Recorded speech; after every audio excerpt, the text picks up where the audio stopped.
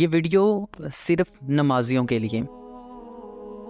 ہمیشہ باوضو رہنے کی عادت ڈالیں کہ اس سے نماز کی پابندی بہت آسان ہو جاتی ہے۔ وضو صرف عبادت کی تیاری نہیں بلکہ خود بھی عبادت ہے۔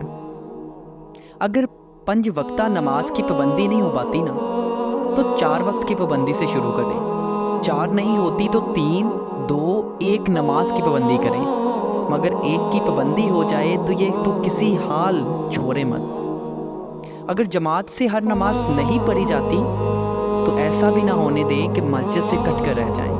کم از کم 1 نماز مسجد میں بھی ادا کریں۔ نماز اس کے اول وقت میں ادا کرنے کی کوشش کریں۔ یہ سوچ کر ہرگز نہ ٹالتے رہیں کہ ابھی تو بہت وقت باقی ہے۔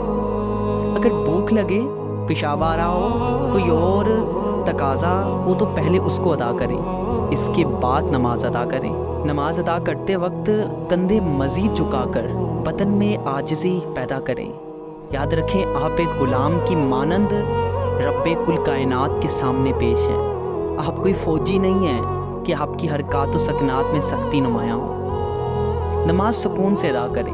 کبھی کبھی 3 کی جگہ 5، 7 یا 11 مرتبہ رکوع یا سجود میں تسبیح پڑھیں۔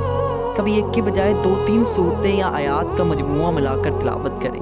پوری نماز کا ترجمہ نہیں یاد کر سکتے تو کم از کم ان کا ترجمہ ذہن میں بٹھا لیں جو ہر نماز کا لازمی حصہ ہے۔ ذہن بھٹکانے والے خیالات کو مکمل جھٹکنا شاید ممکن نہیں، مگر ایک آزمودہ مؤثر طریق جو حدیث میں وارد ہوا۔ اس کے مطابق جب شیطانی خیالات کا حملہ ہو تو دوران نماز ہی لا الہ پڑھ کر بائیں جانب 3 مرتبہ علامتی طور پر تھوک دیں۔ دھیان رہے کہ تھوکنا علامتی ہے، حقیقی نہیں۔ اگر سفر یا کوئی اور ضروری کام آ پڑے تو ظہر کو عصر کے ساتھ یا عصر کو ظہر کے ساتھ ملا کر پڑھ لیں۔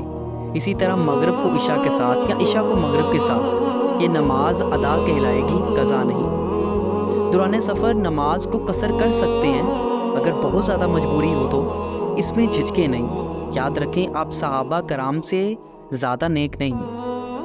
اگر الارم لگانے یا دیگر اہتمام کرنے کے باوجود فجر میں آنکھ نہ کھلے تو بیدار ہوتے ہی ادا کر لیں۔ یہ نماز بھی ادا کہلائے گی، قضا نہیں۔ گویا جائز نہیں کہ آپ اسے عادت بنا لیں۔